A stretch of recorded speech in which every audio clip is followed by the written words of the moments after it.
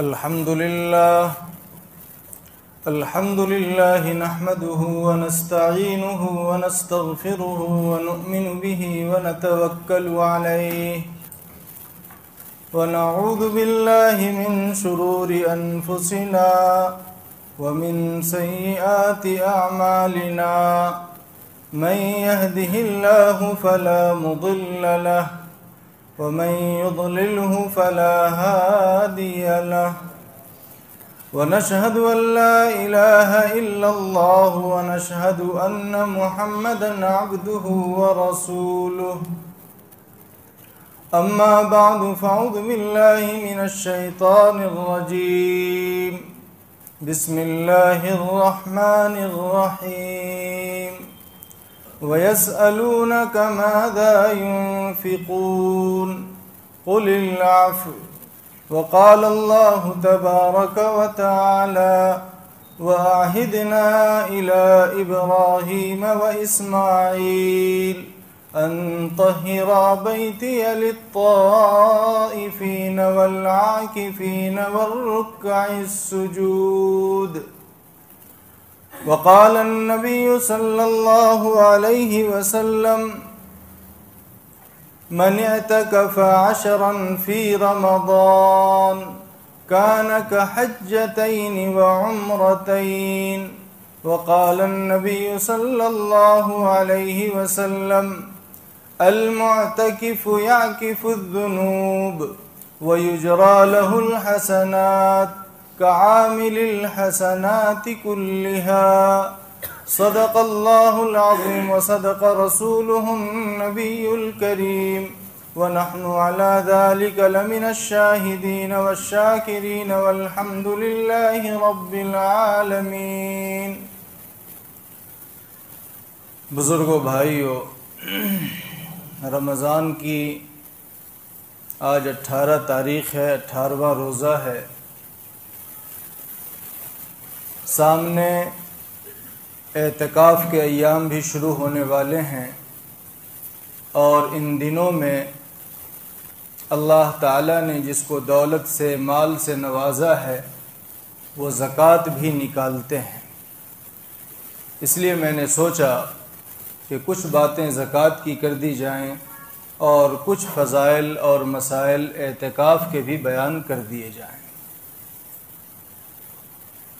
मैंने जो आयत करीमा पढ़ी है उसमें अल्लाह तबारक व ताला ने सहाबा की बात नकल की है। वो अल्लाह के नबी से पूछते थे, अल्लाह के नबी हम कितना खर्च करें। सहाबा का मिजाज था, एक एक सहाबी पूरी दौलत अल्लाह के नबी की कदमों में ला के रख देता था, अल्लाह के रास्ते में मिटा देता था, ख़त्म कर देता था सारी दौलत। हज़रत अबू बकर रज़ी अल्लाह ताला अन्हु का वाक़या मशहूर है। हज़रत खालिद बिन वलीद रज़ी अल्लाह ताला अन्हु का वाक़या मशहूर है। पूरी दौलत अल्लाह के रास्ते में वक्फ़ कर दी। एक सहाबी हैं हज़रत अबू तलहा अंसारी रज़ी अल्लाह ताला अन्हु, पूरी दौलत अल्लाह के रास्ते में खर्च कर दी। खर्च करने का इतना ज़्यादा जज्बा था कि पूरी की पूरी दौलत और सारी की सारी दौलत को उठा करके अल्लाह के नबी की कदमों में ला के रख देते थे कि अल्लाह के नबी बराए करम इसे कबूल फरमा लीजिए। अल्लाह ताला को मना करना पड़ा कुरान करीम में कि सारी दौलत खर्च न करो, अल अफ़्व, जो तुम्हारी ज़रूरत से ज़्यादा हो उसको खर्च करो। ऐसा न हो कि सबको खर्च कर दो और तुम्हें परेशानी होने लगे। अल्लाह ताला को उनको मना करना पड़ा।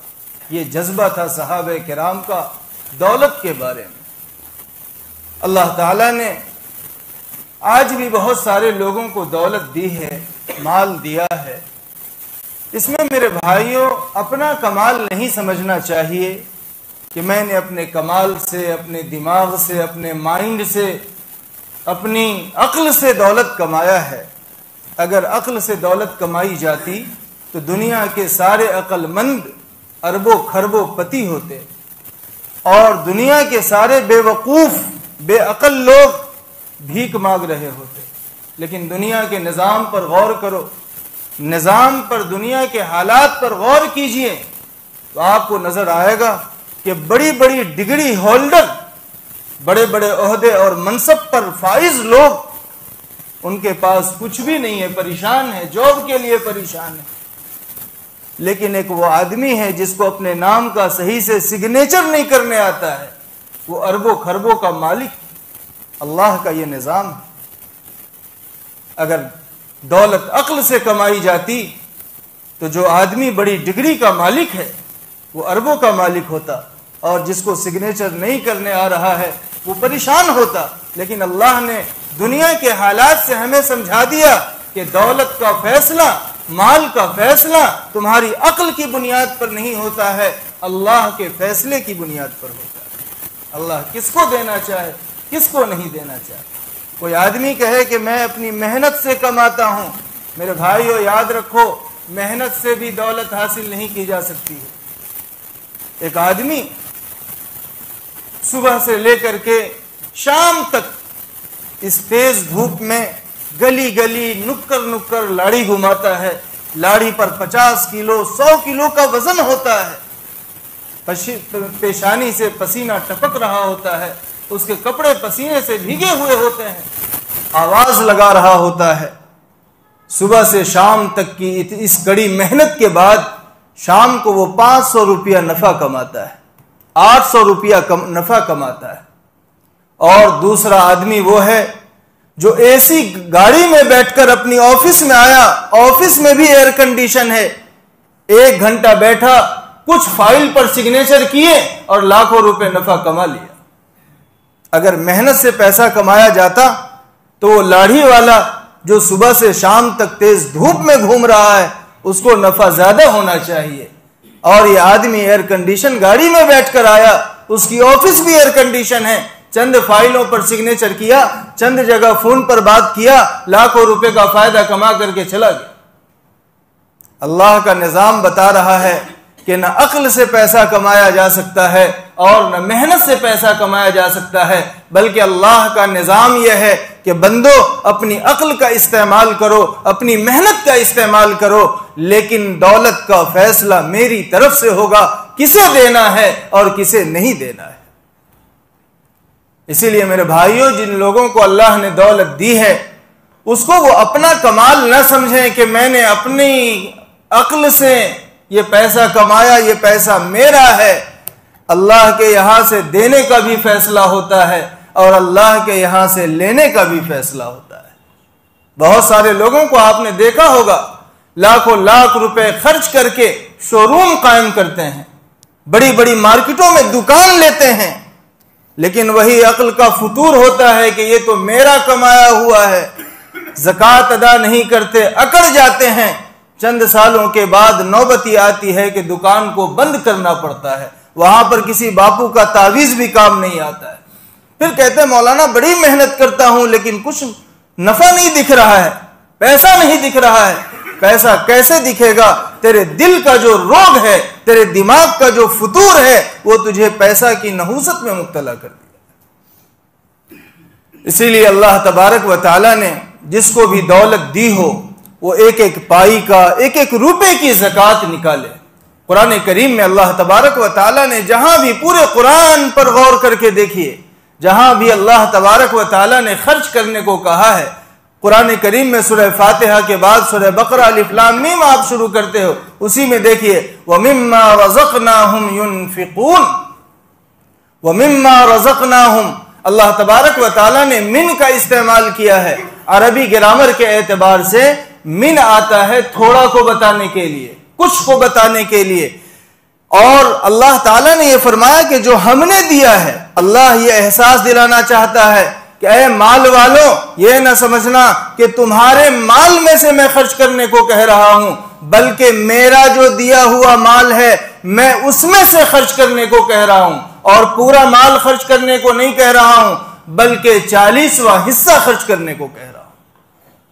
100 रुपए में से 2.5 रुपया खर्च करना है, 1000 में 25 रुपया खर्च करना है, कौन सी बड़ी बात है? अल्लाह तबारक व तआला ने पूरे कुरान में यह एहसास दिलाया है। इसलिए मेरे भाइयों, खुश दिली के साथ, दिल पर खर्च करने के वक्त जोर न पड़े, खुशदिली के साथ शुक्रिया के तौर पर अल्लाह का शुक्र अदा करके कि अल्लाह आपने दिया है, मैं आपके दिए हुए में से आपके बंदों पर खर्च कर रहा हूं। और वो है ना कि जो अल्लाह का शुक्र अदा करता है अल्लाह ताला उसकी नेमत में इजाफा कर देता है।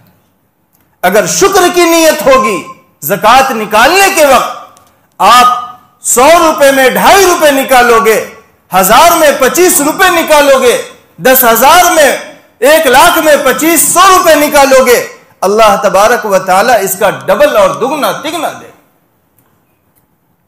इसलिए शुक्र की नीयत होनी चाहिए, दिल पर बोझ नहीं होना चाहिए। और आपको मालूम है कि जब किसी माल की ज़कात निकाल दी जाती है तो आखिरत का तो फायदा है ही, दुनिया का भी फायदा है। अल्लाह तबारक व ताला ने दुनिया का भी बेहद फायदा रखा है।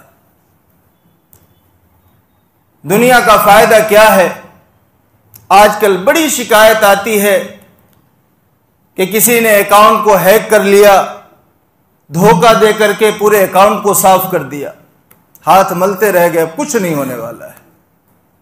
चोरी हो गई, दुकान में आग लग गई, घाटा हो गया, दुकान चल नहीं रही है।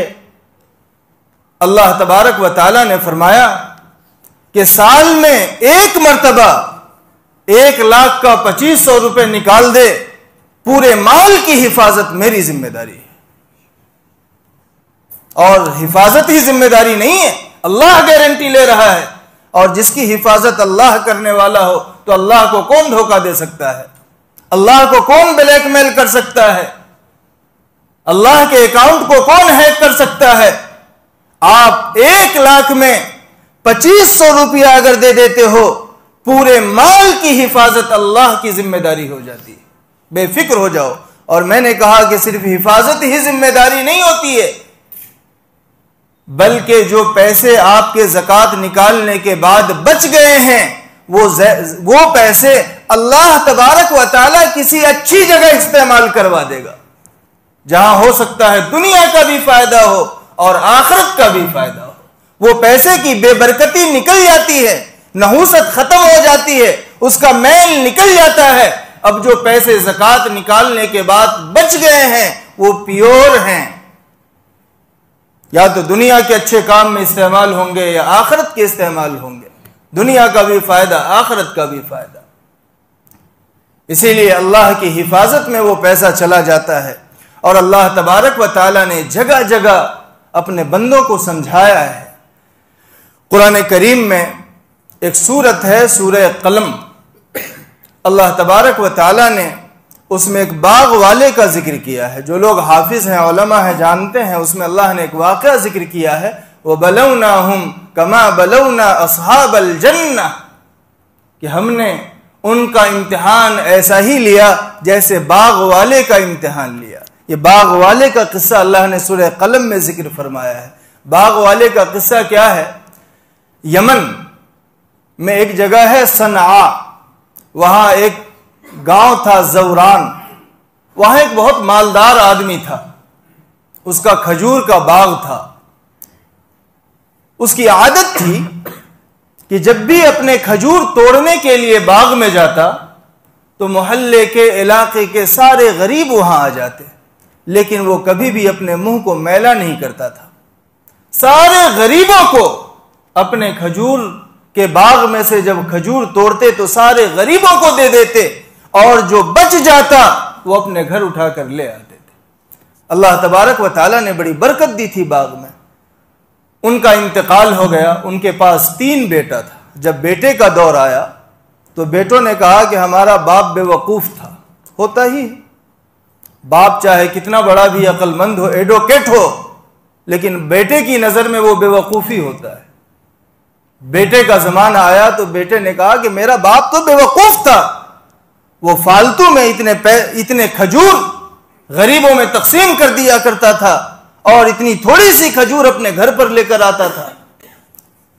बाप के इंतकाल के बाद भाइयों ने प्लान बनाया कि हम ऐसा करेंगे कि खजूर तोड़ने के लिए हम बाग में ऐसे वक्त में जाएंगे जब अभी रात का अंधेरा बाकी हो, यानी सुबह के वक्त में, जैसे फजर का वक्त होता है, थोड़ी रोशनी भी होती है, अंधेरा भी होता है, ऐसे वक्त में जाएंगे कि पूरी तरह अभी उजाला न हुआ हो, अंधेरे में जाएंगे और सारी की सारी खजूर को तोड़ करके हम अपने घर ले आएंगे। अंधेरे में जाएंगे, किसी गरीब को पता नहीं चलेगा, कोई गरीब हमारे बाग में नहीं आएगा, हमें किसी को नहीं देना पड़ेगा और हम सारे खजूर को तोड़कर अपने बाग में से अपने घर ले आएंगे।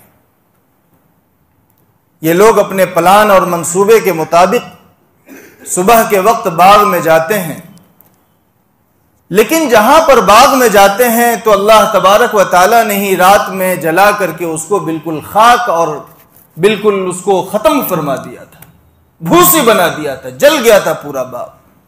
जब वो अपने बाग की जगह पर पहुंचते हैं तो पहले उन्हें एहसास होता है कि लगता है कि हम कोई रास्ता भटक गए, यहां पर तो हमारा बाग था लेकिन ये बाग दिख नहीं रहा है, बाग नजर नहीं आ रहा है। उन्होंने ये समझा कि हो सकता है कि रात के अंधेरे में हम रास्ता भटक गए हैं, जाना कहीं और था और पहुंच गए कहीं और। दूसरा भाई जरा समझदार था, उसने दोनों भाइयों से कहा कि मेरे भाइयों, हम रास्ता भटके नहीं हैं, अल्लाह ने ये जो हमें अजाब दिखाया है ये हमारी गलत सोच का नतीजा है। हमने जो ये सोचा था कि रात के अंधेरे में जाएंगे, हमारे बाग में कोई फकीर नहीं आएगा, हमें किसी को देना नहीं पड़ेगा, इस सोच की वजह से हमने ये समझा कि ये बाग मेरा है। अल्लाह ने कहा कि तेरा नहीं, मेरा है। तू मेरे गरीब बंदों को मना करेगा, मैं तेरे बाग को जला करके खाक कर दूंगा, ऐसा कर दूंगा कि तुझे अपना बाग नजर भी नहीं आएगा। अल्लाह ताला ने यह वाक़या नकल करके आखिर में फरमाया, वकज़ालिकल अज़ाब, जो अपने माल पर सांप बन करके बैठ जाते हैं और गरीबों पर खर्च नहीं करते हैं, उनको मैं ऐसे ही दुनिया में अजाब दिया करता हूं। वलअज़ाबुल आखिरति अकबर, अल्लाह ने फरमाया कि ये तो दुनिया का अजाब है, माल को जाया कर देता हूं, और दुनिया आखिरत के अजाब को तो सोच भी नहीं सकते कि वो कितना बड़ा होगा, कितना खतरनाक होगा। इसलिए हमारे माल में जो गरीबों का हिस्सा है हमें खुशी के साथ अदा करना चाहिए। हजरत राबिया अदबिया बड़ी अल्लाह की नेक बंदी थी। उनका मामूल था कि रात भर तहज्जुद पढ़ती और जब फजर का वक्त हो जाता तो मुसल्ले ही पर बैठी बैठी थोड़ी देर सो लेती, और सोने के बाद जब फजर का वक्त हो जाता तो फजर की नमाज पढ़ती। एक मर्तबा तहज्जुद से फारिग होके हजरत राबिया मुसल्ले पर बैठी हुई थी, उनकी आंख लग गई, सो गई। घर का दरवाजा उस जमाने का जैसा भी रहा हो खुला रहा होगा। कोई चोर आया और सामान लेकर भागने की कोशिश की। अल्लाह की तरफ से आवाज आई, चोर के कान में आवाज आई कि ऐ चोर, तू ये समझता है कि मुझसे मोहब्बत करने वाली मेरी बंदी सो रही है, तो क्या उसका महबूब खुदा भी सो रहा है? तू ये कोशिश कर रहा है कि मेरी बंदी को कमाल ले जाए। मेरी बंदी राबिया वो बंदी है जो अपने एक एक पैसे की ज़कात निकालती है, वो माल का मुहाफिज मैं हूं और मेरी मिल्कियत से तू ले नहीं जा सकता। आता है कि माल को, जब भी वो चोर माल को पकड़ता उसकी आंख की रोशनी खत्म हो जाती, उसको पता ही नहीं चलता कि मुझे किधर जाना है। आखिर में वो छोड़ करके भाग गया। अल्लाह ताला कैसी हिफाजत करता है। इसलिए मेरे भाइयों, खुश दिली के साथ और सिर्फ ज़कात और फित्रे ही पर इक्तिफा न करो, बल्कि अल्लाह ने दिया है तो लिल्लाह पैसे भी इस महीने में खर्च करना चाहिए। अल्लाह के नबी सल्लल्लाहु अलैहि वसल्लम की सखावत के बारे में आता है कि आप तेज हवा की तरह सखी हो जाते थे। तेज हवा जब चलती है ना तो सबको लगती है, यानी अल्लाह के नबी की सखावत का असर सब तक पहुंचता था। और जाहिर है कि नबी पर ज़कात नहीं होती है, किसी नबी पर ज़कात नहीं आई, तो अल्लाह के नबी जो खर्च करते थे वो लिल्लाह पैसा ही तो खर्च करते थे, अपनी मिल्कियत में से ही तो खर्च करते थे। तो इससे मेरे भाइयों सिर्फ ज़कात और फितरे पर ही निकाल करके फितरा अदा करके हमें मुतमईन नहीं हो जाना चाहिए, बल्कि अल्लाह ने दिया है तो अपने लिल्लाह पैसों में से भी खर्च कीजिए। दूसरी बात, बहुत सारे मदारिस के सुफरा करीब से दूर से आते हैं।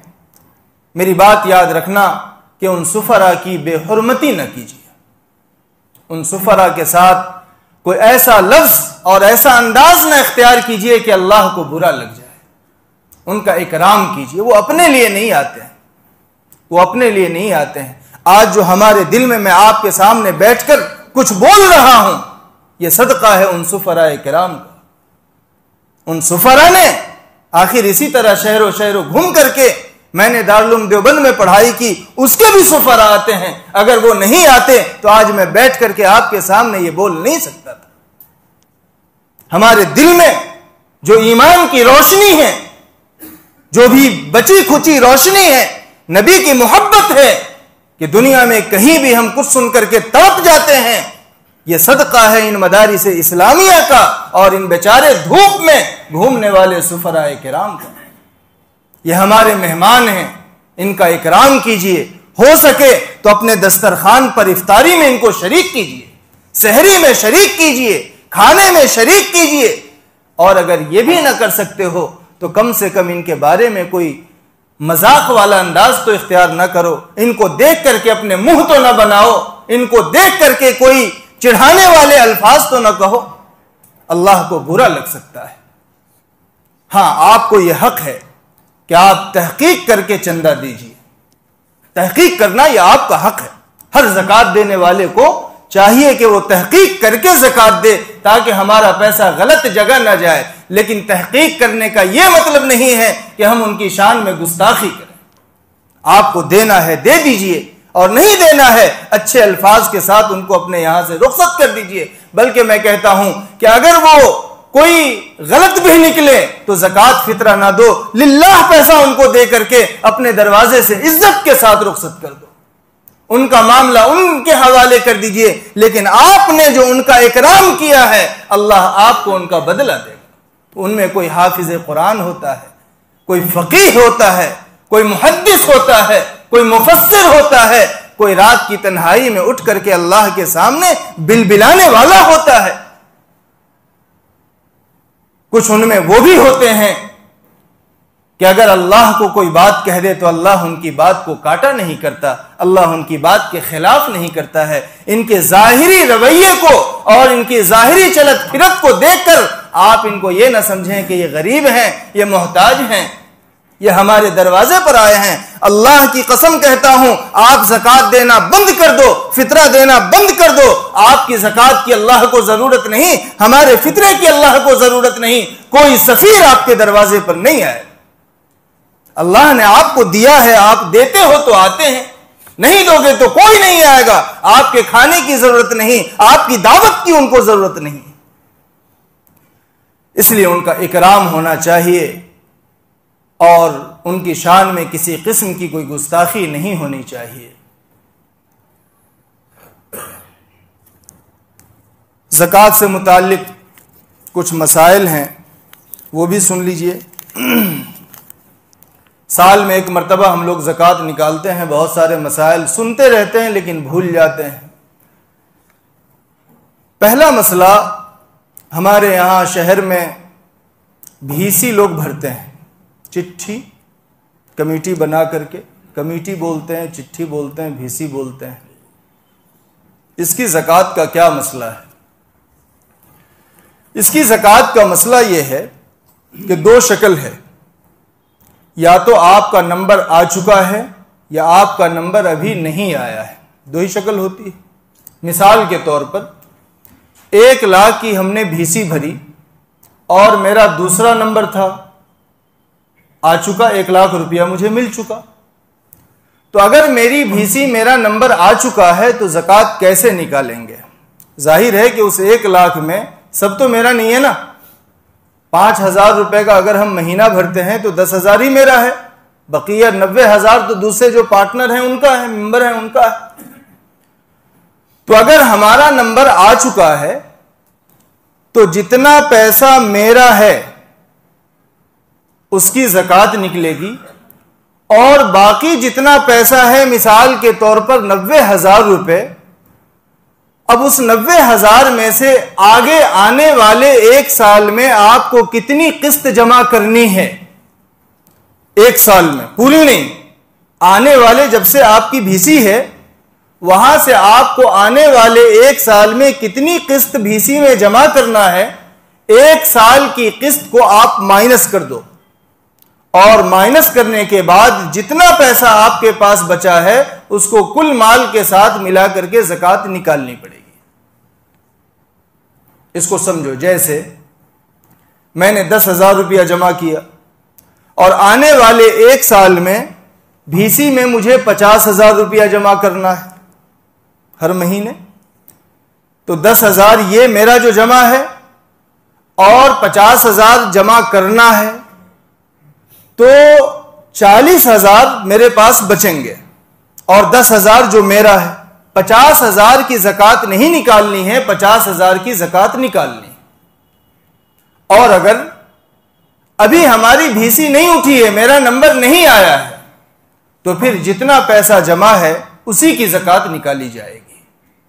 40,000 जमा है, 50,000 जमा है, 1,00,000 जमा है, जितना पैसा जमा है उसकी भी ज़कात निकाली जाएगी। दूसरा मसला, बहुत सारे लोग जॉब करते हैं, पीएफ का मसला आता है, प्राइवेट फंड, जो हमारी सैलरी में से कट जाता है, फिर एक जमाने के बाद वो हमें मिलता है, जिसको पीएफ का पैसा कहते हैं। पीएफ पर ज़कात आएगी या नहीं आएगी? जवाब यह है कि पीएफ पर ज़कात नहीं आती है जब तक वो पैसा हुकूमत के पास या कंपनी के पास जमा है, जब तक वो हमें मिल न जाए उस पर ज़कात नहीं आएगी। मिलने के बाद जब वो हमें मिल जाए तो फिर अगर हम साहिब निसाब हो जाते हैं या कुछ पहले से हमारे पास माल है उसके साथ मिलाकर निसाब के मालिक हो जाते हैं, तब ज़कात आएगी। मिलने से पहले पहले पीएफ के नाम पर जो पैसा जमा होता है उस पर ज़कात नहीं आती है। तीसरा मसला, LIC का इंश्योरेंस। एक होता है लाइफ इंश्योरेंस और एक होता है सिर्फ इंश्योरेंस। गाड़ी का इंश्योरेंस, दुकान का इंश्योरेंस, खेत का इंश्योरेंस, मकान का इंश्योरेंस।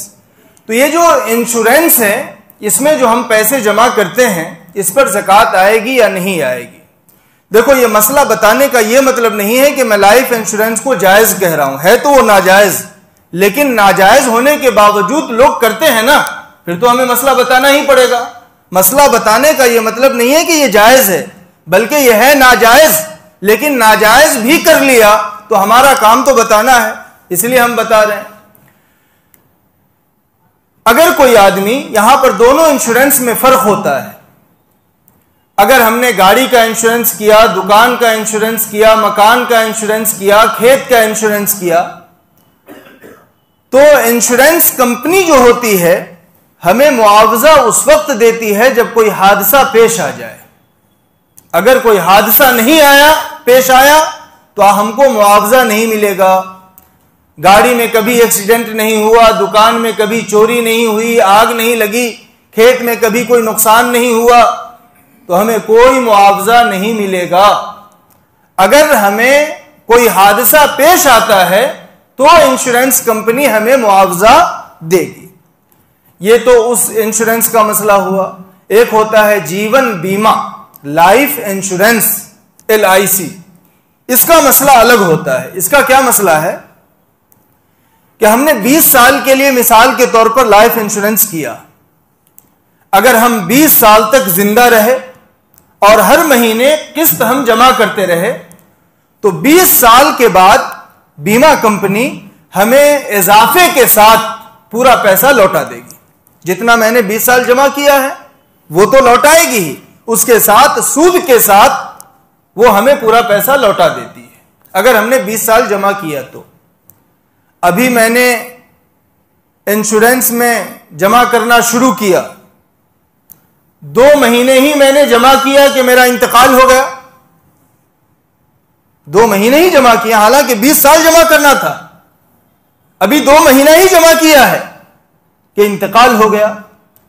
तो ऐसी सूरत में LIC 20 साल में जो पैसा मिलने वाला था वो पूरा का पूरा पैसा इजाफे के साथ 2 महीने में जमा करने के बाद जब इंतकाल हो जाता है तो भी दे देती है। यानी LIC में मुआवजा का मिलना यकीनी होता है, चाहे आप 20 साल जमा करो तो भी मिलेगा, 20 साल जमा ना करो, 2 महीना जमा करके इंतकाल हो जाए तो भी मिलेगा। LIC में पैसे का मिलना यकीनी होता है और वहां जो इंश्योरेंस है वहां पर मिलना यकीनी नहीं होता है, इसलिए वहां ज़कात नहीं आएगी। और LIC में जितना पैसा हमने जमा किया है उस पैसे पर ज़कात आएगी, इसलिए उसकी भी ज़कात निकालनी पड़ेगी। अच्छा, वो जो इजाफे वाली रकम होती है ना, वो सूद है, हराम पैसे पर ज़कात नहीं आती है, हराम पैसे पर ज़कात नहीं आती है, वो हमारा पैसा ही नहीं है। उसका मसला यह होता है कि गरीबों से मुराद जो ज़कात के मुस्तहिक हैं, वरना इस जमाने में गरीब का ऐलान करो तो लाइन लग जाती है। गरीबों का मतलब है, शरीयत की नजर में गरीब वो है जो ज़कात का मुस्तहिक है, और मालदार वो है जो निसाब का मालिक है। शरीयत की नजर में जब मालदार कहा जाएगा तो मालदार से मुराद जो निसाब का मालिक हो, और गरीब कहा जाएगा तो वो मुराद है जो निसाब का मालिक न हो। तो जो निसाब का मालिक नहीं है उनको बगैर सवाब की नीयत के वो हराम पैसा जो सूद का होता है वो दे देना चाहिए। इसी तरह दुकान या मकान हम किराए पर लेते हैं तो डिपॉजिट देना पड़ता है, 50,000, 1 लाख, 1.5 लाख, जैसा एरिया हो उसके एतबार से डिपॉजिट होता है। तो डिपॉजिट की ज़कात किस पर आएगी, इस सिलसिले में उलमाए किराम की मुख्तलिफ राय है। हालात के एतबार से हमारे जो हम जिस तरह अमल करते हैं उसकी वजह से उलमाए किराम का फैसला होता है। तो डिपॉजिट की ज़कात आएगी या नहीं आएगी, इसमें सबसे बेहतर राय यह है कि अगर दुकान या मकान के किराए का एग्रीमेंट करीब का किया है, 1 साल का, 2 साल का, 5 महीने का, तो ऐसी सूरत में उस डिपॉजिट की ज़कात किरायादार निकालेगा, यानी जिसने डिपॉजिट दिया है, जो किराए पर रह रहा है वो निकालेगा। और अगर किराए का एग्रीमेंट लंबे ज़माने का है, बहुत सारी मर्तबा कंपनियां 40-40 साल के लिए ले लेती हैं, 20-20 साल के लिए ले लेती हैं किराए पर, और तो अगर एग्रीमेंट लंबे ज़माने का है तो अब उस डिपॉजिट की ज़कात कोई नहीं निकालेगा, न किरायादार निकालेगा और न मकान का मालिक तो निकालेगा ही नहीं। तो अगर करीबी ज़माने का एग्रीमेंट है तो किरायादार उसकी ज़कात निकालेगा, और अगर लंबे ज़माने का एग्रीमेंट हुआ है, मुआहदा हुआ है, तो उसकी ज़कात किसी पर नहीं आएगी। इसी तरह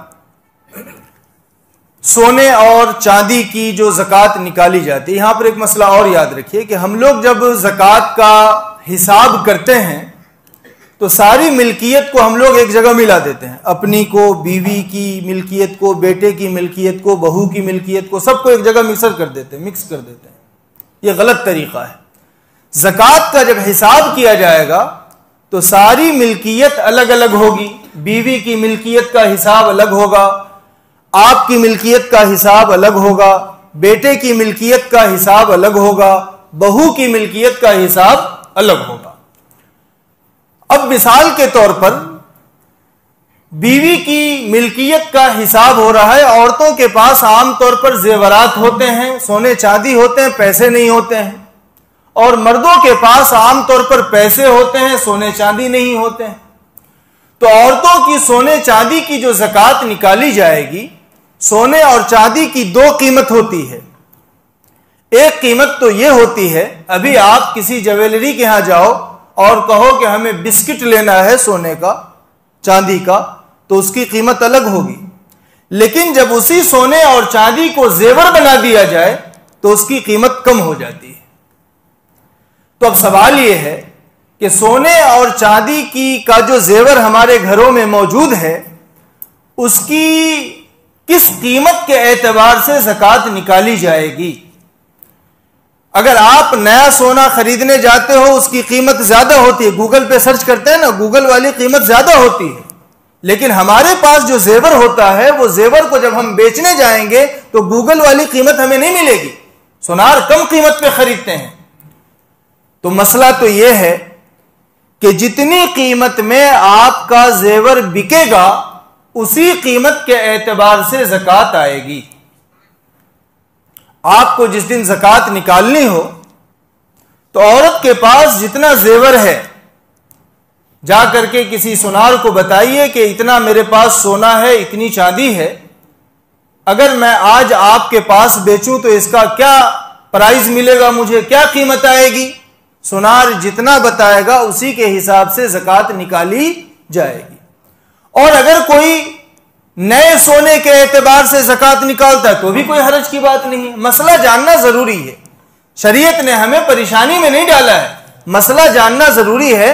अब आप ज्यादा निकालो तो ये अच्छी बात है, कोई हरज की बात नहीं है, लेकिन मसला जानना जरूरी है। तो एक मसला यह हुआ। दूसरा मसला, दुकान में जो सामान होता है, माले तिजारत, उस पर भी ज़कात आती है ना। तो तिजारत का जो हमने दुकान में सामान रखा है, कपड़ा रखा है, चप्पल रखी है, या जो भी चीज की दुकान हो, उसकी दो कीमत होती है।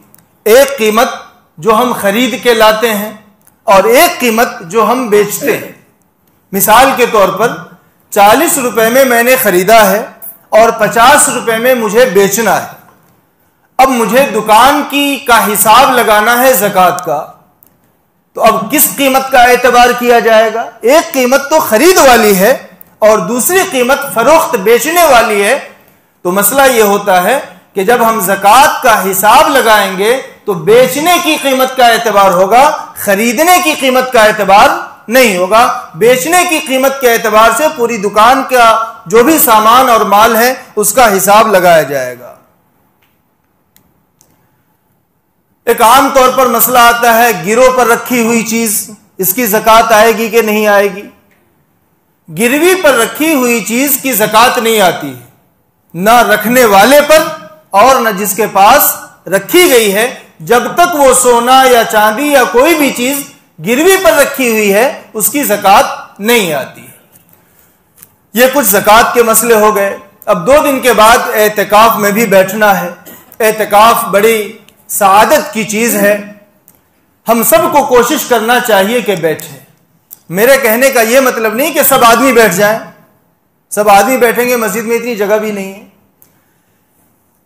कम से कम यह कोशिश करना चाहिए कि हर घर में से हर साल एक आदमी बैठे। पूरे घर के आदमी उठ करके मर्द ना आ जाए मस्जिद में, बल्कि हर घर में जितने मर्द हैं ऐसी तरतीब बनाई जाए कि हर घर में से एक आदमी हर साल मस्जिद में एतकाफ में बैठे।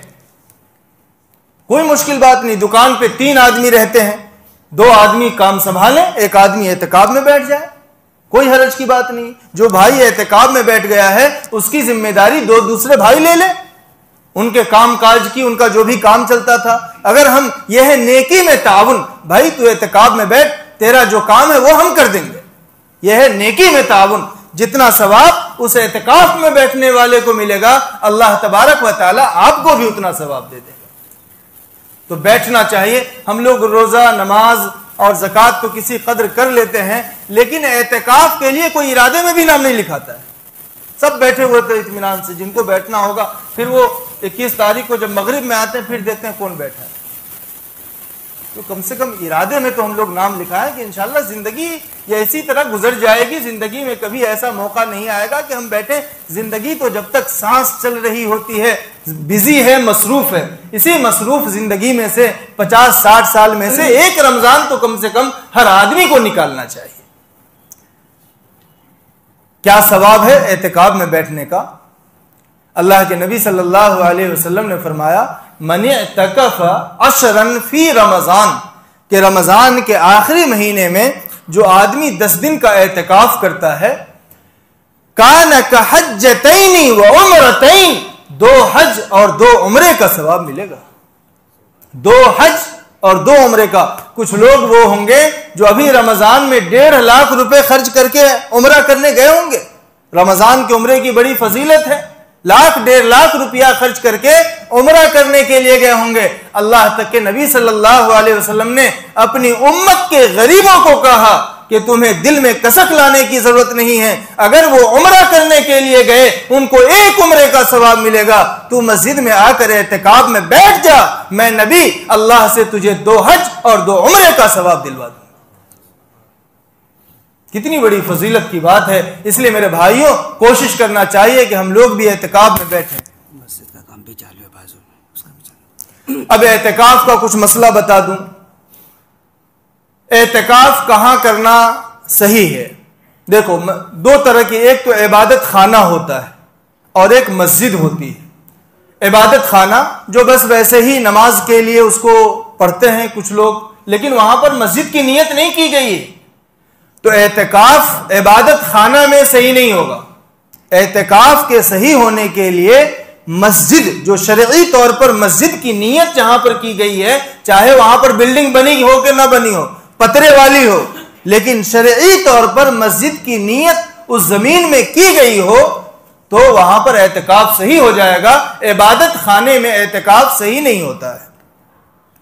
दूसरा मसला, कुछ लोग कहते हैं कि मौलाना मेरे यहां से घर से कोई खाना लाने वाला नहीं है, अगर मैं एहतिकाफ में बैठ जाऊंगा तो कैसे होगा? खाने की फिक्र है भाई, बैठ जा, फिर अल्लाह खाने का इंतजाम कर देगा। बैठने से पहले खाने की फिक्र है, तो हमें भी मसला बताने की फिक्र है भाई, पहले उनके खाने ही का मसला बता दिया जाए।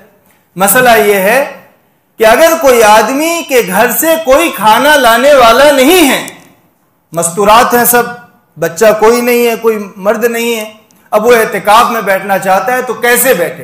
तो उसका जवाब यह है कि अगर कोई घर से खाना लाने वाला कोई नहीं है, तो मसला यह है कि मोतकिफ अपने घर जाकर के खाना खा करके आ सकता है, उसका एहतिकाफ फासिद नहीं होगा। खाना खाने के लिए जाए अपने घर पर, लेकिन घर पे खाने ही खाने के बराबर रुकना है। खाना खा के फिर चाय बनाओ, न ये करो न वो करो, इतना नहीं रुकना है। चाय वाय सब यही पीनी है, सिर्फ खाना खाने के बराबर ही घर पे रुकना है और खाना खा करके सीधे मस्जिद में आ जाना है, एहतिकाफ फासिद नहीं होगा। तीसरा मसला जो अहम है, जरूरी है, सबको जानना चाहिए, एहतिकाफ जो हमारा वजू खाना होता है ना, वो मस्जिद के बाहर का हिस्सा है। वहां पर अगर मोतकिफ बिला जरूरत जाएगा, एहतिकाफ फासिद हो जाएगा। अगर कोई आदमी मोतकिफ है, एहतिकाफ में बैठा हुआ है, उसका अभी वजू है, वजू टूटा नहीं है, अगर वो बावजू है फिर भी नया वजू बनाने के लिए वहां जाएगा तो एहतिकाफ टूट जाएगा। यह मसला याद रखिए। मोतकिफ को वहां जाने की, बाहर जाने की इजाजत उस वक्त है जब उसका वजू टूट जाए।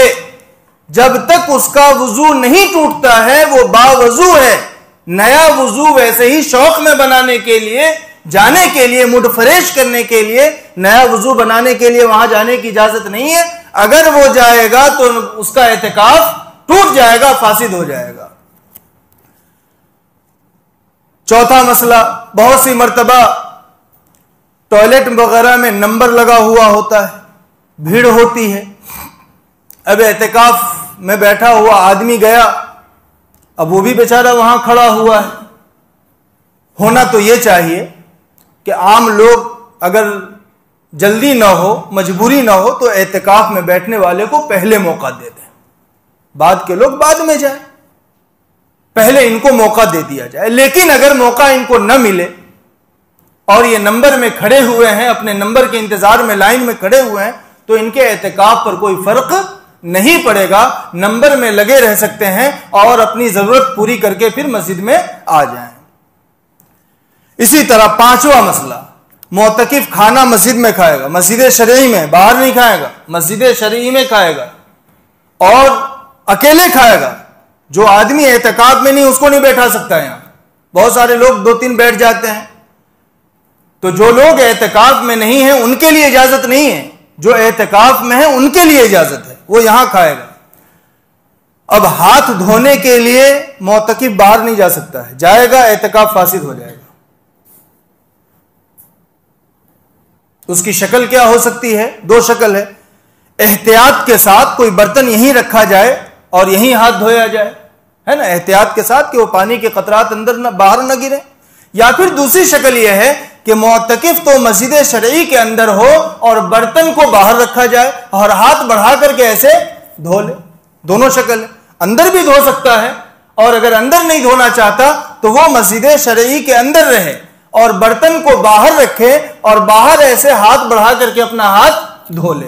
लेकिन सिर्फ अगर हाथ धोने के लिए वहां जाएगा एहतिकाफ फासिद हो जाएगा। एक मसला यह भी आता है कि 10 दिन से कम का एहतिकाफ, कोई बहुत सारे लोग फोन आता रहता है कि मौलाना 9 दिन बैठना है, 8 दिन बैठना है। देखो, एक तो रमजान के आखिरी का जो एहतिकाफ है, सुन्नत एहतिकाफ, वो तो 20 तारीख को जब सूरज गुरूब होगा उस वक्त से टाइम शुरू होता है। 20 रमजान को जब सूरज डूब जाता है उस वक्त से एहतिकाफ का वक्त शुरू होता है चांद निकलने तक, चाहे वो चांद 29 का हो के 30 का हो। यह सुन्नत एहतिकाफ है। 20 को सूरज डूबने के बाद से ईद का चांद निकलने तक एहतिकाफ का वक्त होता है, यह सुन्नत एहतिकाफ है। लेकिन अगर कोई आदमी किसी मजबूरी की वजह से यह पूरा टाइम नहीं दे पाता है, 8 दिन का टाइम है, 5 दिन का टाइम है, तो उसका यह सुन्नत एहतिकाफ अदा नहीं होगा। लेकिन सुन्नत एहतिकाफ अदा न होने का यह मतलब नहीं है कि वो बैठे ही ना। अगर किसी के पास 5 दिन है तो वो 5 ही दिन के लिए बैठ जाए, 3 ही दिन के लिए बैठ जाए, 9 दिन के लिए बैठ जाए। एहतिकाफ का ये नफली एहतिकाफ का सवाब होगा, वो सुन्नत एहतिकाफ का सवाब नहीं होगा। अगर कोई आदमी कोई आला चीज नहीं पाता है तो इसका यह मतलब नहीं है कि बिल्कुल ही ना करे। आदमी कहता है ना थोड़ा भी ले आओ चलेगा, तो चलेगा। 5 दिन भी एहतिकाफ कर लो, 4 दिन भी कर लो, 2 दिन कर लो, जितना वक्त है उतना ही कर लो। अल्लाह ताला की रहमत से सवाब की उम्मीद है इंशाअल्लाह। अच्छा, बहुत सारे बूढ़े लोग वो होते हैं, बीड़ी, सिगरेट या फिर वो गुटखा खाने की आदत होती है। बहुत सारे लोग इसीलिए एहतिकाफ में नहीं बैठते हैं कि गुटखा खाने के लिए कहां जाऊंगा मैं, बीड़ी पीने के लिए कहां जाऊंगा। तो हम उलमा को सबका हल बताना पड़ता है। खाएं वो बताएं, हम तो नहीं खाते अल्हम्दुलिल्लाह, लेकिन बताना पड़ता है।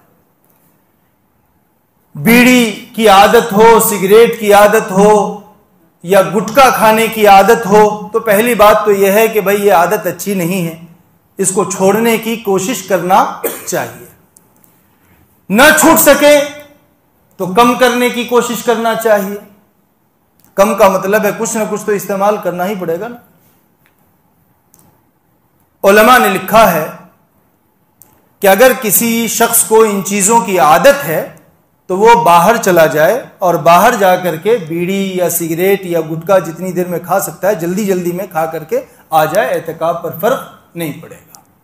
बेहतर शक्ल क्या है? बेहतर शक्ल यह है कि जब इस्तिंजा के लिए, पेशाब पायखाने के लिए जाएं तो जाते हुए ये काम करके आ जाए। वहीं पर बैठ करके बीड़ी पी ले, वहीं सिगरेट पी ले, जाते हुए गुटखा रख ले और आते हुए वुजू के टाइम पे कर दे, तो जरूरत भी पूरी हो जाएगी और यह अमल भी पूरा हो जाएगा। लेकिन अगर जरूरत नहीं है, पेशाब पैखाने की जरूरत नहीं है, वैसे ही आदत है, बीड़ी पीने को दिल चाह रहा है, सिगरेट पीने को चाह रहा है, तो भी जरूरत के वक्त वो बाहर जा करके पी करके आ सकता है, एहतिकाफ फासिद नहीं होगा। अच्छा, एक बड़ा मसला यह पेश आता है कि मस्जिद में बैठे हैं, अगर किसी को गुस्ल की जरूरत पेश आ गई तो एहतलाम हो गया, गुस्ल फर्ज हो गया, तो क्या करें? अब उसका मसला यह होता है कि मिसाल के तौर पर यहां बैठे हैं, रात में सोए हुए हैं, गुस्ल की जरूरत पेश आ गई, तो उठने के बाद फौरन दीवार पर तयम्मुम कर ले। इस दीवार पर तयम्मुम हो जाएगा, है ना। अब हर मस्जिद की दीवार ऐसी है, या तो कच्ची दीवार हो पत्थर पर, इस पर तयम्मुम हो जाएगा। तयम्मुम कर ले। तयम्मुम करने के बाद मस्जिद की अजमत का ख्याल करते हुए साइड साइड से गुस्ल खाना जहां भी हो वहां चला जाए और गुस्ल करके फिर मस्जिद में आ जाए। कहना यह है कि बगैर तयम्मुम किए हुए मस्जिद से न गुजरे, बल्कि पहले यहां पर तयम्मुम कर ले। तयम्मुम की वजह से कुछ नापाकी हल्की हो जाती है, मस्जिद की अजमत का कुछ न कुछ तो लिहाज हो जाता है ना। तो तयम्मुम कर ले और तयम्मुम करने के बाद फिर जाए, गुस्ल करके फिर मस्जिद में आ जाए। एक मसला यह आया था कि मौलाना 2 आदमी हैं, 5-5 दिन का एहतिकाफ कर सकते हैं? नहीं, 2 आदमी अगर 5-5 दिन का एहतिकाफ करेंगे तो दोनों का एहतिकाफ 5-5 दिन का तो सवाब मिलेगा, लेकिन जो सुन्नत एहतिकाफ है ना, सुन्नत मुअक्कदा किफाया, वो अदा नहीं होगा, पूरे मोहल्ले वाले गुनहगार होंगे। इसीलिए एक ही आदमी को पूरे 10 दिन का एहतिकाफ करना जरूरी है। एक मसला यह समझना चाहिए कि जब चांद रात होने वाली होती है तो मोतकिफ हजरात पहले ही अपना सामान पैक करके वहां कोने में बैठे होते हैं, बस अगला कदम मस्जिद के बाहर, इधर भी नहीं, वहां बैठे होते हैं। ऐसा नहीं करना चाहिए। उलमा ने लिखा है, मुस्तहब यह है कि मोतकिफ को ईद की रात, जिसको हम चांद रात कहते हैं, मस्जिद में गुजारना चाहिए और सुबह फजर की नमाज पढ़ के फिर मस्जिद से निकलना चाहिए। तो आपने ये 9-10 दिन मस्जिद में गुजार लिए, अब वो तो इनाम मिलने वाली रात है, और जो इनाम मिलने वाली रात है उसी में हम पहले भाग जाते हैं। तो वो रात भी अगर कोई जरूरी ना हो, कोई फर्ज वाजिब का मसला नहीं, ये मुस्तहब है, बेहतर है। अगर कोई जरूरी है तो आप जा सकते हैं मसले के एतबार से, लेकिन ये बात मैं बेहतर की बता रहा हूं। कोई जरूरत नहीं है तो जाना कोई जरूरी नहीं है, मैं ये बताना चाहता हूं। कुछ लोग ये समझते हैं कि नहीं अब निकलना जरूरी है। निकलना जरूरी नहीं है, बल्कि मुस्तहब यह है कि आज रात भी आप मस्जिद में रहें, फजर की नमाज पढ़ के फिर आप मस्जिद से अपने घर वापस जाएं। अल्लाह ताला हम सबको समझने की तौफीक नसीब फरमाए। एक मसला ये आता है कि बच्चों को सफ में कहां खड़ा किया जाए। देखिए, यह मसले की वजह से बहुत सारी जगह इख्तिलाफात नासमझी की वजह से होते हैं। अगर बच्चा समझदार है, पहले यह समझो कि बच्चे को पीछे खड़ा करना यह सिर्फ मुस्तहब है। बड़ों की सफ आगे हो और बच्चों की सफ उसके पीछे हो, यह मुस्तहब है। वाखिर दावाना।